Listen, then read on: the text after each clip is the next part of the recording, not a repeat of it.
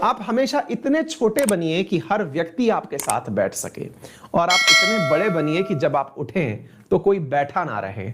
यहां पर आप इसका लिटरल सेंस निकाल सकते हैं। लिटरल सेंस का मतलब हुआ कि यार अच्छा कि हम गए तो सब लोग खड़े हो गए। हमारे यहां उल्टा होता है ना, हमारे यहां उल्टा ये होता है कि आप गए यानी आप गए तो सब खड़े हो गए, ऐसी फीलिंग आनी चाहिए, नहीं है ना।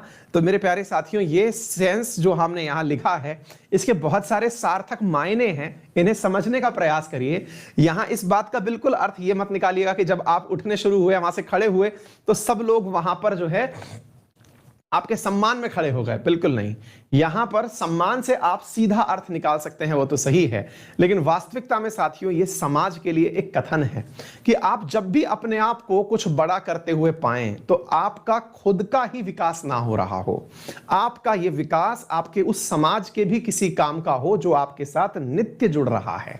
जिस प्रकार से एक शिक्षक और विद्यार्थी का संबंध है, जितना शिक्षक खुद पढ़ता है, भाई मैं आप लोगों तक कोई भी नॉलेज, ऐसा तो है नहीं कि ये नॉलेज बिना पढ़े मुझे आ जाता होगा, बहुत रिसर्च लगती है जब तक आप तक ये नॉलेज पहुंचता है।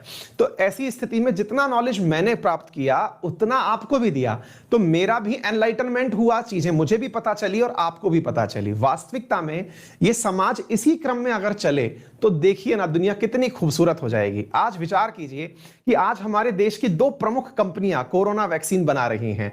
हमारे यहां पर सीरम इंस्टीट्यूट बना रहा है, भारत बायोटेक बना रहा है, अब डॉक्टर रेड्डीज भी आ गया है। लेकिन भारत तो पूरी तरह से फार्मास्यूटिकल कंपनियों का घर कहा जाता है, यानी ये माना जाता है कि दुनिया की लेबोरेटरी है ये, या दुनिया की मेडिसिन हेड सिटी है ये, है ना। तो ऐसी स्थिति में जरा सोचिए कि 3 कंपनी उठने के साथ साथ अन्य कंपनियों को भी अपने साथ लेके उठें।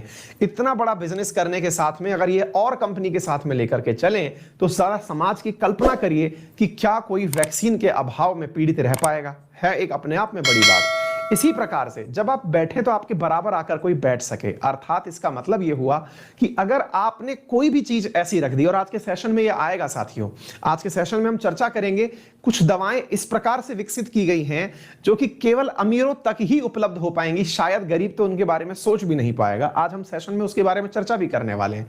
यानी इसका सेंस भी निकालिए कि आप कहीं पर बैठे हुए हैं से मतलब है कि आप कह तो रहे हैं कि समानता का भाव है और भी आइए मेरे पास बैठिए, लेकिन साहब आपने स्तर ही इतना ऊपर कर दिया है, कोई कैसे आपकी बराबरी कर पाएगा, है ना। तो जीवन में भी यह कथन सत्य है कि आप अपना मूल स्वभाव इतना अच्छा रखें कि आपके साथ किसी को भी एडजस्टमेंट में किसी प्रकार की दिक्कत ना हो। आपके साथ अगर कोई मित्र ऐसा है आपका जो इस समय रोजगार के अवसर प्राप्त नहीं कर सका है, वो भी उतना ही कंफर्टेबल हो जितना कहीं किसी जगह का जिला अधिकारी बना हुआ मित्र है, वो भी आपके साथ उतना ही कंफर्टेबल हो। ये जब दो परिस्थितियां आपके विचार के अंदर, व्यक्तित्व के अंदर आती हैं तो मानिएगा कि आप सही मायने में सफल हो गए हैं।